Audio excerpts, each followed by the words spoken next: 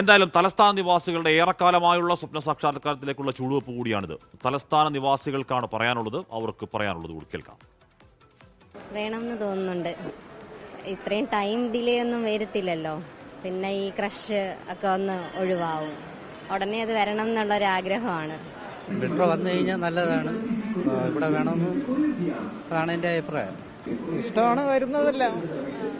പിന്നെ എല്ലാവർക്കും പോകാനും വരാനും എളുപ്പമുണ്ടല്ലോ. നല്ലതല്ലേ, നല്ല കാര്യങ്ങളാണ് അതൊക്കെ. ഇങ്ങനെയൊക്കെ ഒരു കാര്യം പറഞ്ഞാൽ ഏറ്റവും നല്ല കാര്യങ്ങളല്ലേ, അത് നമുക്ക് അംഗീകരിക്കാനുള്ള ഒരു ഇതുണ്ട്. ഹൈവേ അല്ലേ, നല്ല കാര്യം നടക്കും. വികസനം വരുന്നത് തീർക്കാൻ പറ്റില്ലല്ലോ. അത് എല്ലാവരും നല്ല കൊള്ളാമെങ്കിൽ സപ്പോർട്ട് ചെയ്യാം. അത് പലർക്കും ഉപകാരപ്പെടില്ലേ. സന്തോഷം തോന്നി.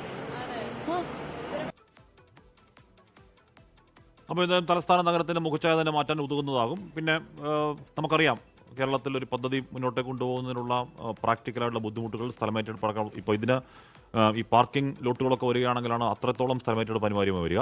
എന്തായാലും അത് ആദ്യഘട്ട പരിഗണനാ വിഷയമാണോ എന്ന കാര്യം നമുക്ക് ലോക്നാഥ് ബെഹ്റ പറഞ്ഞതിൽ നിന്നും വ്യക്തമല്ല. എന്തായാലും നടക്കട്ടെ. തലസ്ഥാന നഗരിയുടെ ദീർഘകാലമായിട്ടുള്ള അവരുടെ ആഗ്രഹമാണ്. ഈ പറയുന്ന അവിടുത്തെ ഗതാഗത പ്രശ്നങ്ങൾക്ക് പരിഹാരമാവുന്നെങ്കിൽ അത് ഗംഭീരമാണ്. ലോകത്തെവിടെയായാലും ഏത് സമയത്തും 24 വാർത്തകളും ഓഗ്മെന്റഡ് റിയാലിറ്റി പാക്കേജുകളും എക്സ്പ്ലെയിനറുകളും വിശദമായി കാണാൻ ഞങ്ങളുടെ യൂട്യൂബ് ചാനൽ നിങ്ങൾക്ക് സബ്സ്ക്രൈബ് ചെയ്യാം.